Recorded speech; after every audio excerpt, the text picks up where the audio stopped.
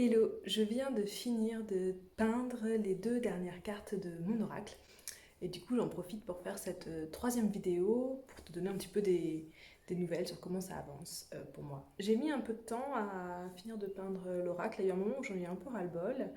Je me suis arrêtée un petit moment, je crois pendant quelques semaines, peut-être pas, ouais, peut-être quand même 2-3 semaines où j'ai pas peint de cartes. J'en avais un peu marre, j'espérais clairement en être arrivée au bout.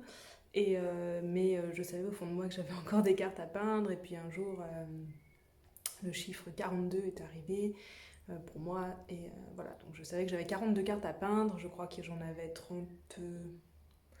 34-35 quand j'ai fait ma pause. Donc là, je viens de finir de peindre donc les de la 41e et la 40e carte du jeu. Qu'est-ce qui s'est passé? Il s'est passé pas mal de choses et surtout, ça devient de plus en plus concret. En fait, quand je me suis rendu compte que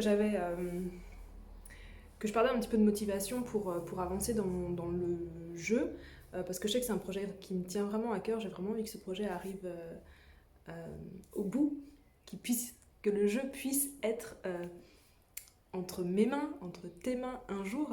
Je me suis dit qu'il y avait d'autres choses à mettre en place, que je devais commencer des nouvelles choses dans le projet pour le faire avancer. Donc il y a les cartes à peindre, mais il y a aussi les messages à canaliser et à écrire pour chaque carte, pour qu'il puisse y avoir le livret accompagnateur qui va permettre aux personnes qui utilisent l'oracle de l'utiliser avec ses significations. Et après, il y a tout le travail d'impression, trouver un imprimeur, j'ai envie de travailler avec un imprimeur local, la commercialisation, etc., etc.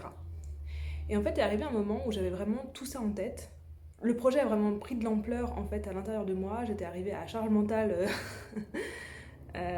J'avais passé les 100%, on va dire, sur ce projet-là. Je ne savais plus trop dans quel sens le prendre.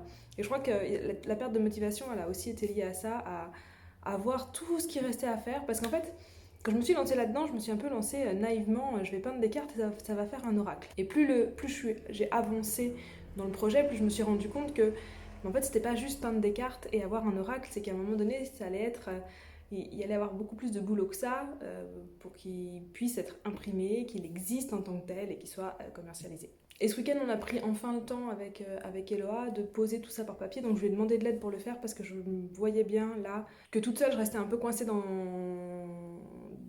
mon truc. Donc du coup, j'ai demandé de l'aide à 2 personnes. La première personne à qui j'ai demandé de l'aide, donc elle s'appelle Marina, elle travaille elle travaille pour nous, elle est en freelance, hein, elle est à son compte et elle travaille pour nous pour la partie transcription des interviews et aussi écriture de certains posts Instagram. Elle donne nos idées, elle écrit des posts. Et du coup, je lui ai proposé de travailler avec moi à la retranscription des messages des cartes. C'est-à-dire que moi, je canalise les messages et je lui donne des notes vocales et elle bosse sur le fait de les retranscrire ces messages-là avec l'énergie la plus proche de ce que je lui donne pour créer le livret d'accompagnement. Et donc du coup, elle a accepté de bosser avec moi là-dessus. J'étais super contente, ce qui m'a permis de réengager l'énergie du projet, moi de me réengager et de lui envoyer, donc de créer les notes vocales pour qu'elle puisse écrire vraiment l'énergie de chaque carte. Donc ça, c'est la première personne à qui j'ai demandé de l'aide pour me relancer dans le projet. Et là, en fin de semaine, j'ai aussi demandé de l'aide à Eloa pour la partie vraiment gestion du projet, parce que là, du coup, c'est devenu un gros projet et j'avais besoin d'aide en gestion de projet. Alors, il faut savoir qu'Eloa, c'est ce qu'elle faisait quand on était en entreprise. J'ai de la gestion de projet, donc ça n'a aucun secret pour elle. Et c'est un tout petit projet par rapport à ce qu'elle a l'habitude de faire. C'est un tout petit projet, donc c'est assez simple. Du coup, on s'est posé une bonne demi-journée avec des crayons, des post-it, des feuilles. On a tout mis à plat et à la fin, elle a même préparé on appelle ça un Gantt. Donc si tu viens pas du monde du corporate, un Gantt, c'est un logiciel pour la gestion de projet qui permet d'avoir toutes les tâches de tout un projet et surtout les interdépendances entre les tâches. Parce que par exemple, tu peux pas imprimer le jeu tant que toutes les cartes sont pas peintes. À un moment donné, c'est juste pas logique. Et en fait, c'est tous ces liens-là entre toutes les tâches qui font qu'à un moment donné, au niveau charge mentale, c'est too much et que mon cerveau a failli exploser. Du coup, Eloa, elle a tout posé, elle a tout écrit, elle a tout mappé le projet sur un Gantt. Et l'intérêt d'un Gantt, c'est aussi qu'il te donne un timing. Alors évidemment, il y a plein de timings. On n'a pas vraiment encore les bonnes informations, c'est-à-dire qu'on ne sait pas combien de temps va durer une impression. Il y a des choses comme ça, on n'a pas les infos. on a estimé, ce qui me permet aussi d'avoir une date d'estimation de sortie du jeu en tant que tel, à quel moment il sera en vente, à quel moment il pourra être imprimé, livré, etc. etc. Et du coup, ça le rend vachement concret. Ça le rend vachement concret. Alors au départ, je me disais, waouh, il va falloir attendre encore tout ça pour avoir le jeu entre les mains. Et en fin de compte, il y a tellement de trucs à faire aussi jusque-là que là, je pense que les timings qu'on a utilisés sont plutôt corrects. On va voir de toute façon au fur et à mesure avec les différents fournisseurs avec lesquels on va travailler. Ça me paraît assez correct de dire que d'ici la fin de l'année, le jeu devrait être imprimé et livré. Donc, ça, c'est super cool déjà. Ça m'a permis aussi de poser ce que je voulais mettre autour du jeu, le site internet, une formation ou en tout cas des vidéos. Voilà, il y avait plein de choses que j'avais en tête et je me disais, ça serait trop bien d'avoir ça avec le jeu. Voilà, donc ça, tout est posé, tout est écrit, j'ai pas besoin de m'en occuper maintenant, c'est pas la priorité. Voilà, maintenant j'ai vraiment redéfini mes priorités par rapport au jeu. Donc là, il y avait de finir les cartes, ce que je viens juste de faire.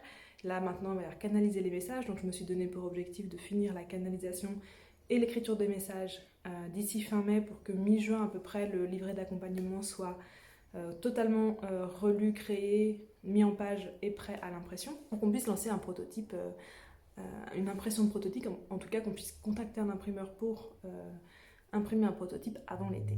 Donc voilà où on en est, où j'en suis. Donc vraiment à retenir, c'est que c'est un gros projet. Alors c'est aussi un gros projet parce que j'ai des grands objectifs pour cet oracle. J'ai pas seulement envie d'imprimer 30 exemplaires de mon oracle pour ma famille et mes amis. J'ai un objectif d'avoir un oracle vendu à plus grande échelle que ça. Donc je me donne les moyens d'arriver à cet objectif avec un projet plus ambitieux que juste imprimer mon oracle. Donc ça c'est une première chose, hein. Si tu fais un oracle et que ton projet n'est pas qu'il soit distribué à des milliers et millions d'exemplaires, le projet n'aura peut-être pas besoin d'être aussi gros que celui que je vois moi. Moi j'aimerais un jour également le traduire, qu'il soit en anglais, etc. etc. Donc parce que j'ai une vision ambitieuse derrière la diffusion de l'oracle, le projet est ambitieux en lui-même. Mais il y a quand même un moment où je pense qu'à partir de la petite idée, je vais créer un oracle et je commence à dessiner et j'ai les messages et c'est cool et je vais vraiment mettre ça dans la matière.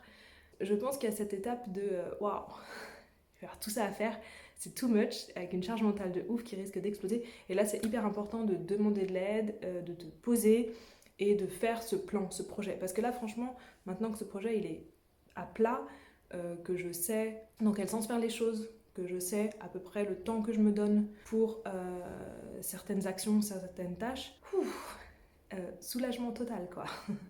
Et le projet du coup a repris aussi, j'ai un nouvel élan moi au niveau de la motivation et de l'enthousiasme à travailler dans ce projet alors que je commençais à m'essouffler un petit peu.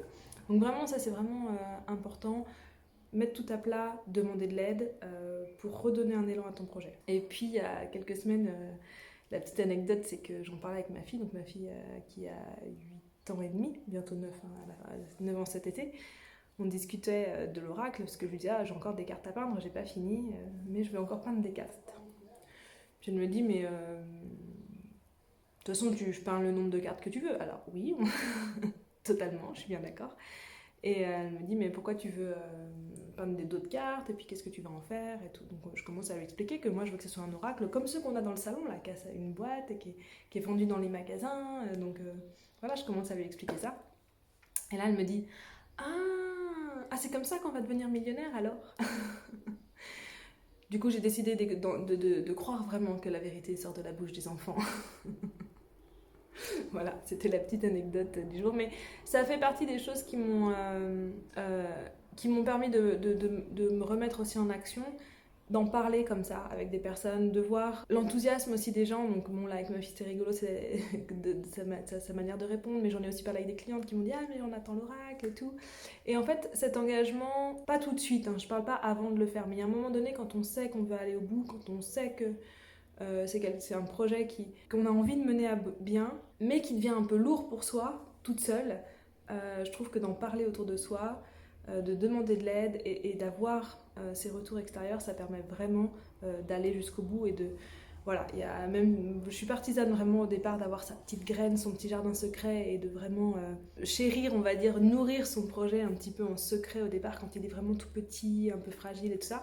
Et il y a un moment où ce projet-là, il a besoin d'être mis dans le monde, mis face à l'extérieur. et surtout quand on a besoin d'aller chercher ce nouvel élan, ce deuxième élan en fait de motivation au projet.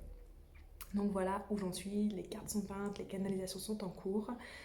Et la suite du projet, ça va être impression du prototype, mise en vente, livraison, etc., etc. C'est un peu plus compliqué que ça parce que on veut le faire d'une certaine manière, mais voilà, en gros, ce sont les prochaines étapes. Voilà!